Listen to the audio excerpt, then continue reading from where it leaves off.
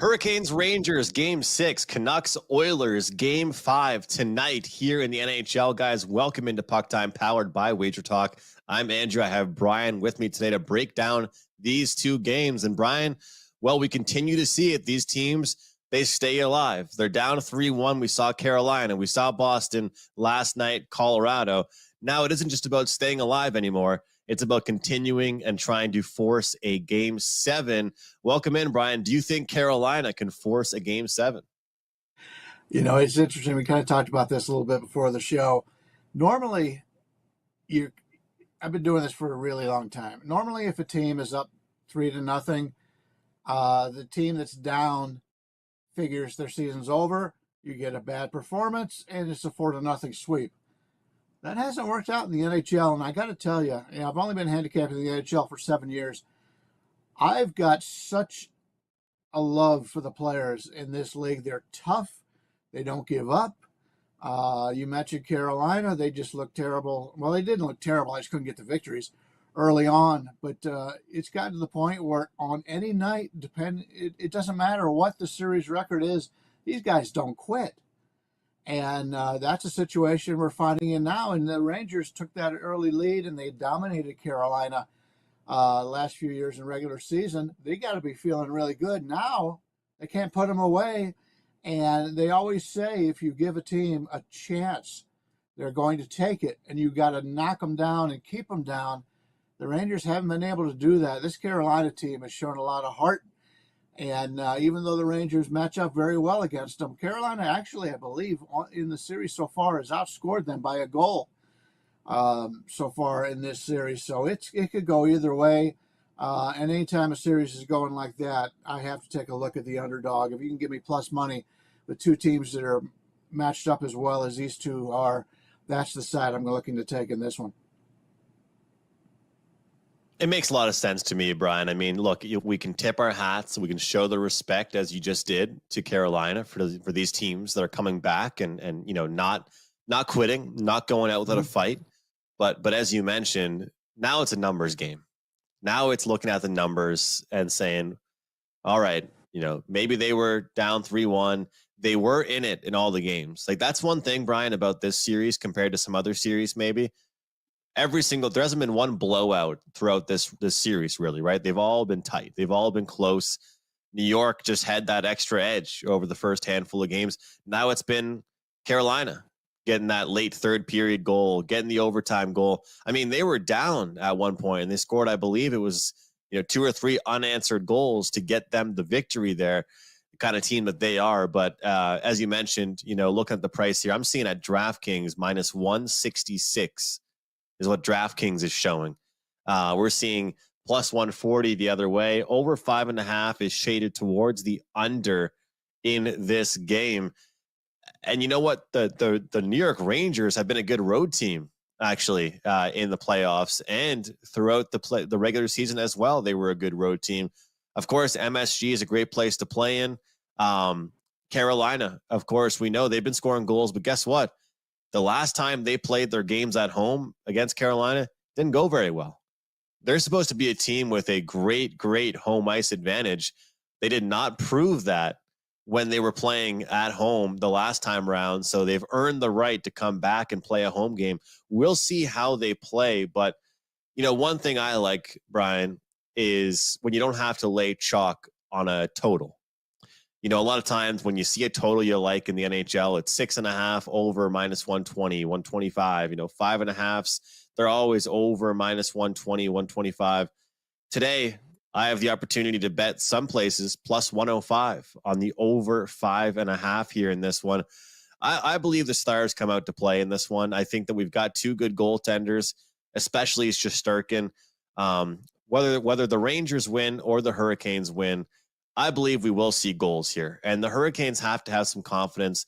They've scored some goals over the past couple of games. They scored some goals late, different types of goals, power play goals, 5-on-5 goals, attacking the net, shots from the outside. And what I've noticed big time too, both teams have their defensemen really helping out, creating a part of the offense.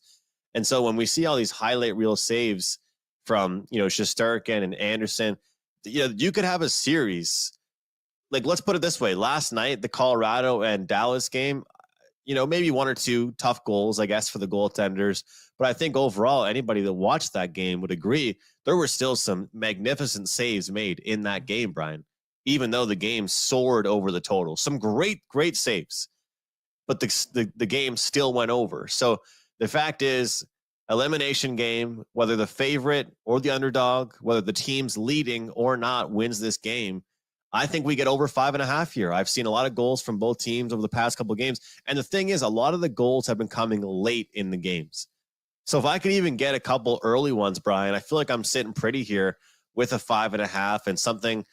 All the WagerTalk live viewers, the WagerTalk, the PuckTime here, people know I've been chirping this New York team because they win games off power play goals. They've scored 5-on-5 goals, but the games they do the best in are when they score power play goals.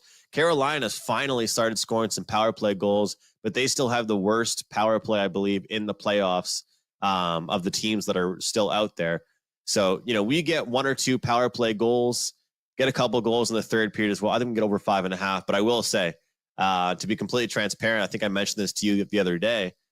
I have a play with clients plus 120 on the Hurricanes that I released after game one. So I've just kind of been suffering through this here, just waiting. So I see no point in me jumping in on the side, Brian. You already know who I'm cheering for here. I need a miracle comeback right now. Yeah, I like your thought process. You talked about with your backs to the wall, elimination game. That means if Carolina is losing this game, they're pulling that goalie early. And that's something, if you're playing the over, is the way to take a look at it. I was, in looking at the numbers here, you've got the Rangers at 2.5, slightly to the under. I think the Rangers over 2.5 is a pretty good bet because you're not really laying any price. As was said earlier, that this is a game that it's all coming down to the wire. So I could see that happening. It could be a great team totals game, that's for sure. And when you get these 5.5s and the over is plus money, typically means you're going to get some great prices, of course, on those team totals. And, with the Rangers being the dog, you're going to get a great price on that. So I do think they find their offense. I do think the winner of this game tonight, Brian, scores at least 4 goals. I'll put that out there. I think we can get the over tonight in this one. I don't really have any player props for this game, actually, guys. I have some for the next game we'll discuss. Brian, I know you don't really do much with the player props, right? Is there anything else you wanted to add to this game, or we're all good? Move on. No, I think we've covered it pretty well. Sounds good. And for anybody out there looking at some futures right now, it's interesting because Carolina is the favorite in this game. Right. They're the favorite in this game, but they're plus 200 to win the series. So if you're interested in that, you can look at the series price right now. Rangers minus 240. Current prices to win the Stanley Cup. Carolina Hurricanes 10-1. If you believe that Carolina could win tonight and could force a game 7, it might not be a bad idea to put 10-1 in your pocket on the Carolina Hurricanes. I'll tell you what, guys, that 10-1 price will not be there in a few days if they go ahead and win this game tonight and force a game 7. Of course, the Rangers, they're 5-1. Then you've got Dallas, and then Florida Panthers are leading the way as the favorites. All right, guys, let's get that live chat bumping. Love the comments yesterday on the show from all of you. I posed the question to all of you. I said McKinnon over 1.5 points or McKinnon over 4.5 shots on goal. Guys, it was the points that hit. It was an assist and a goal giving him 2 points, but it goes to show over 4.5 shots, even for a great, great, great scorer like McKinnon, it's hard in a playoff game for one guy to get 5 shots.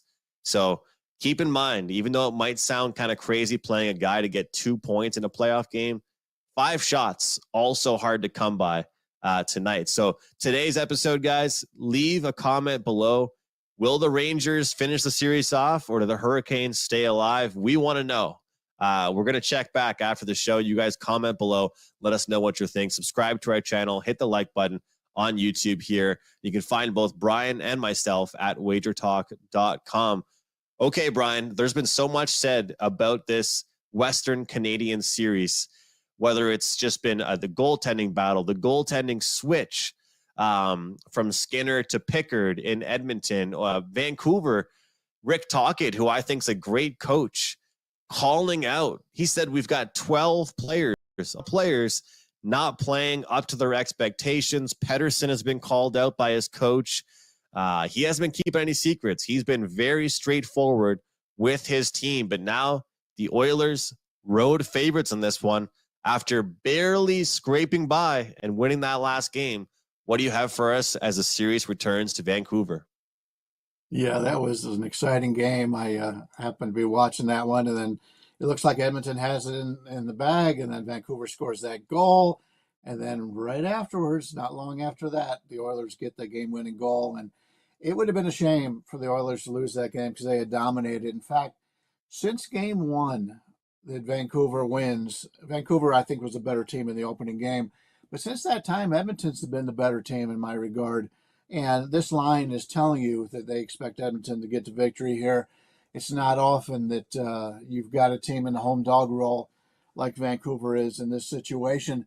The team's tied up 2-2. Vancouver is clearly the underdog in the series. In fact, if you take a look at the best of seven, it's got Edmonton's anywhere from like a 180 to a $2 favorite to win it. And this is the key game for Vancouver. They have to have this one, obviously.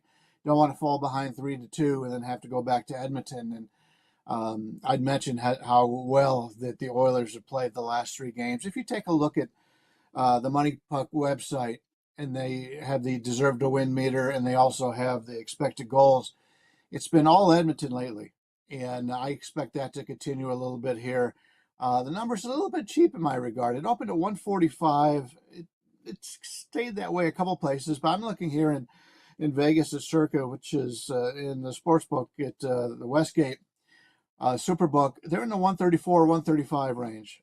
Those, along with South Point, also 135, are the sharpest books here in Vegas.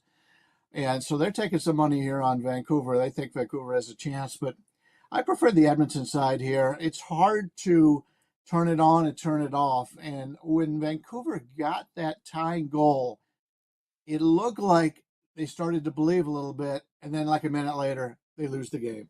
That's a heartbreaker. If you lose the game that you're trailing the entire time, that's one thing. But you get a chance to come back and tie it and then blow it again, that is going to hurt them moving forward. I like the Edmonton side here. Not normally a guy who plays road favorites in this price range, but as I mentioned, if you take a look at the numbers, they've dominated. I'm talking 78 to 85% deserve to win in those games on Money Puck. So that's something I like to take a look at. And when you take a look at the Edmonton side, yes, they almost blew that game. And so they have to be walking out there like, we still didn't play well, and we were able to get that victory. I like the Edmonton side here.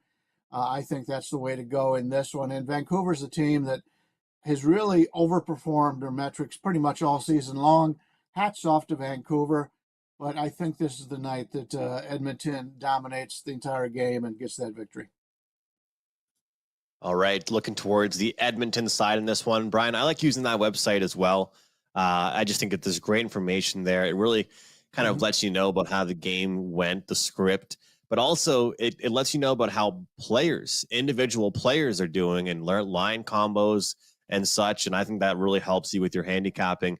I couldn't believe this, but did you hear JT Miller apparently texted his coach at night after the game and apologized for his play? He said, I should have blocked that shot at the end. I should have got in the way of it. I should have blocked the pass over there. I mean, that's playoff hockey for you. These guys take it so personal. I mean, the game yesterday, Colorado looked like they were fighting for their lives in the Stanley Cup Finals, let alone it being in the second round. It was really intense. But, you know, I said this the other day on the show, and I mean no disrespect to this for Shelovs, because he has been unbelievable as a third stringer. And personally, I think that even if Thatcher Demko is ready, I know he's the number one guy. You got to keep going with Shelovs unless he loses tonight in a bad way. You take a look at some of the losses. Like here's the deal here, Brian. I mean, the Canucks lost the game, but up until 36 seconds left in the game, Shilov's only gave up 2 goals. So, I mean, in this series, he's been very respectable. He's performed well. But to your point, are we almost to that tipping point? Are we going to get that game tonight that the Oilers have been waiting for? You know, where they put up a 4 or 5 spot like it's nobody's business, because we haven't seen that yet out of them. And you know what's interesting is there's only been 2 times this entire postseason the Oilers have scored fewer than 4 goals. The funny thing is they've won both those games. There's been many losses for them where they've scored 4 goals, actually. But there's been 2 times where they scored 1 goal and 3 goals was the last game, and they win those games. I was saying on the last show that I'm not convinced really that teams like Edmonton or even teams like Colorado can win games unless they're scoring 4 goals. So hats off to them for scoring with 3 goals, get that late one with 36 seconds left. But I mean, the question is still there with the depth. That's the main thing for this Oilers team. They need the secondary guys to perform, and they kind of got that last game. Sure, Draisaitl played well. He scored again on the power play, but they got a lot of production from the secondary guys. If you don't have McDavid carrying the way, I talk about the same debate as McKinnon yesterday. Over 4.5 shots or 3.5 shots for McDavid, or would you guys rather bet him over 1.5 points? Because I know for me, I would much rather take him over 1.5 points. The guy is more of a passer than a shooter. McDavid will shoot the puck, but I got exactly 4 shots. I needed over 3.5 for my client play last time out, and it worked out well. It was like 5 minutes to go, and they got a power play, and I got my last shot. I mean, the shot props can be very stressful, Brian. But where I'm going with this is I like the over in this game as well, actually. I think both games go over tonight. You know, it's great to see the Oilers won a low-scoring game, but to your point, for the Canucks to play the way that they played, for them to still get a couple goals on the board, and it was kind of that new goalie theory, right? Like, I hope Pickard plays well for the Oilers. Maybe some of those bad rebounds he let out, the Canucks score on. Maybe the fact that he's not in front of his home crowd this time, it's a little bit different for him. He's got to go on the road now for this playoff game. And this guy, you know, he's an older goalie. It's not like he's a young guy, but it's his first playoff experience, right? So I think both games tonight go over the total, Brian. I really do. I think we see goals here. As much as I think Vancouver is more the defensive team and they're going to try and win low scoring, I think they have no choice against this. If the Oilers can prove they can win a low scoring game and a high scoring game, then the Canucks are going to, they're going to have to win, I think, by scoring a handful of goals as well. Looking at a few props here, I was interested in looking at Brock Besser points. The number is a little bit juicy, but it's worth it. He's got a point in 8 of his last 10 games. Connor Garland's been playing really, really well. You look toward the over for him for points or even shots. Small guy, but really feisty. He works well in the corners. He's always shooting the puck. One of those guys that doesn't always try and pick the corner, just puts the puck on net. And defensemen are actually playing really well for the Oilers. Matthias Ekholm, assist props or point props. I didn't know this guy had that much offensive upside to him, but apparently he does, as he's been getting on the board, whether it's been assists or goals. But that's all I have for this game. Brian, sometimes I get worried. We're not supposed to think like this, but sometimes I get worried if I like both games in one night under or both games in one night over. I mean, they're completely 2 different things, but you just don't, it messes with your head sometimes. But I think we get goals tonight, man. Yeah, the way I look at it is, Edmonton, when they made the coaching change, they played really good defense for a pretty good amount of the season. So they are able to win in low-scoring games. And you mentioned Vancouver. I think the only way Vancouver wins is in low-scoring games in this series because they just don't have the firepower that Edmonton does. But as we talked about when I was on the show 2 days ago, Edmonton just doesn't have the depth, which means the better players have to play longer, which means the farther they go in the playoffs, the worse it's going to be for Edmonton. And that's what it sucks as being an Edmonton fan, is because even if you win the next series, you're in the same boat as you were in earlier. And at this point in the playoffs, all these teams, for the most part, have 4 good lines. And so it's going to be very physical as you go on. So even though I think Edmonton wins tonight, if they do advance in this series, it's tough to back. It's tough to back them when they're playing teams that just get very physical. And when you see it during the regular season, you have a chance to, you'll play a physical team and then you won't. But when you get into the playoffs, it's all physical. And the longer the series goes, the more physical it is. So that's my concern about the Oilers. But yeah, these are 2 teams that I've been very impressed by Vancouver all season long. The Knights have been knocked out. That's my local team. I'd love to see Vancouver. Mm-hmm. I think they're a nice story. I'd love to see them advance, but unfortunately, in this game tonight, I'll be on the other side. They are a great story, and I think that they've gotten behind this story, and they've gotten behind a good goaltender, and they do have a good mixture of players that are built for the playoffs. But as you mentioned, Brian, one thing I find so funny is that if the Edmonton Oilers even get one goal that's not from their top 3 or 4 players, what a world of a difference of a game that is for them. I mean, it's just, if you're Connor McDavid and you get a goal from Warren Fogle or Ryan McLeod or one of those guys, you can take the biggest breath of like exhale on the bench, being like, wow, so now we only need to score 3 goals for us to win. Like, if Holloway scores or Kane scores, then that way Draisaitl, Hyman, those guys, they don't have to worry about scoring all the goals. And that's the thing, is that if this is the game that happens tonight, Brian, I think you're exactly right. I think Edmonton gets the job done. I don't think Vancouver goes down without a fight tonight, though, which is why I do like the over. I wouldn't be shocked to see a 5-2, 5-3 finish here for the Oilers. But these West Coast series, we've been seeing lots of goals, lots of action. It seems to me the East Coast series have been a lot more goaltending, a lot more defense. And like I mentioned yesterday, Georgiev, good goalie. Ottinger, fantastic goalie. That game still soars over the total. And we know how important the power plays are in both these series. I'll remind people at home, this Edmonton team right now, number 1 in the playoffs, 47% on the playoffs, on the power play. That's unbelievable. It's crazy. If you send them to the power play pretty much every second time, they are making you pay and they are capitalizing. It's unbelievable, Brian. But 2 great games. We look forward to it. Hopefully some great results. You can find both of our plays, of course, as I mentioned, at WagerTalk. But it's also baseball season and all kinds of stuff going on here, Brian. So what do you have going on for your customers? Yeah, we only had baseball yesterday. A nice 3-2 day. I've got a 4% going in Major League Baseball. It's my total of the week. And I also have a 3% in the NHL. You can grab those both right now. We do have that special going for our hockey for the rest of the playoffs. So we've got great deals out there for that.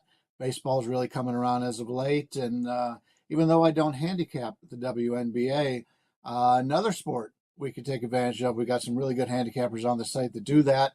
I follow the games, I watch the games, but I don't handicap the games. So a lot of good ways to make some money. And they announced the NFL schedule just was announced, so you get excited about that. So a lot of sports on the way, a lot of sports going on right now, and I love playoff. I love the NBA. I love hockey. And you mentioned earlier talking about teams coming back. How about those Denver Nuggets down 0-2? I believe I was at the South Point the other day, and they had an 8-1 to win it all. And I was just about to play it, just didn't get there, didn't get to the window, and now here they are, 3-2. Moving on again if they could beat Minnesota tonight. So these are some good teams in the playoffs, and they have the ability to really turn it on. And we'll see what happens tonight. Great stuff, Brian. Always love doing shows with you, breaking down these games. Hopefully we can find some winners. And you mentioned the Nuggets being down 2-0.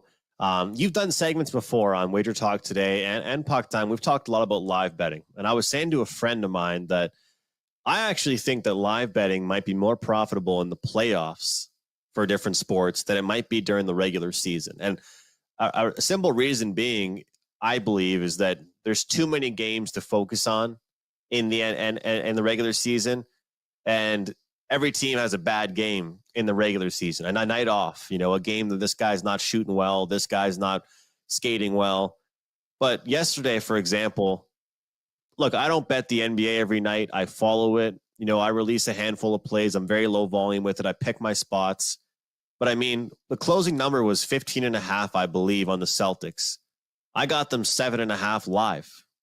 I mean, if you're looking at certain games like that, yesterday, Colorado hasn't scored the first goal all series long against the Stars. You know, you could have gotten plus 250, plus 300 on the Avalanche to win. You know, the game ended with, what was it? I think 7 or 8 goals yesterday. The live total was 5.5 plus money at one point in the first period. There's so many different ways to go with live betting. But what do you think about that thought process, Brian? Almost like when people think you should be the most careful, I kind of disagree. I think there's actually more money to be made sometimes in the postseason than there is in the regular season. Yeah, I could see that also. Not everybody's going to have their best game at the right time and when you expect them to. You can definitely tell a lot more. I mean, you got all the preparation before the games, and then you just watch a game early, and a lot of times you could tell if a team just doesn't have the energy, and that's something we could take advantage of. I love betting baseball and live betting because you've got so many of the pitchers in Major League Baseball, they can go out and they could, be great one day and terrible the next, and it's so hard to handicap those. But once you start watching a game, and if the other team is getting hits, but they're getting soft bloopers and that kind of thing, it still comes off as a hit. You don't know if you're not watching that game. You don't know how hard that the ball was hit or where it was hit. So by watching games in especially in baseball, you can take advantage of that because if a guy's just getting a little bit unlucky, little bloopers and things like that, soft liners, things like that, you could take advantage of that. Whereas people who aren't watching it are just assuming those are solid singles. So something I like to do is play in the Major League Baseball live. I love it. And guys, you can get Brian's half season, full season for the MLB, whatever you want, over at his homepage. Of course, the rest of the NHL or NBA playoffs. And for myself, off a pretty good day 2 days ago, was a 7-1 day. Yesterday was 1-2, but we're riding out some serious bets right now. We'll try and keep things going. That CFL package is still available, guys. 3 straight profitable CFL seasons, 10-2, long-term 5% run in the CFL. Get the early bird special in the CFL, Canadian football. Throw in the NHL season at no added cost. You can get that. Or if you want some short-term plays, use the promo code SCORE7 to get 7 days at less than $10 a day. That's all sports. So, guys, let's make some money. Let's cash some tickets on the ice tonight. Look forward to hearing from all of you guys in the comments section below. Appreciate you being here as always. But for now, we'll see you next time right here on PuckTime.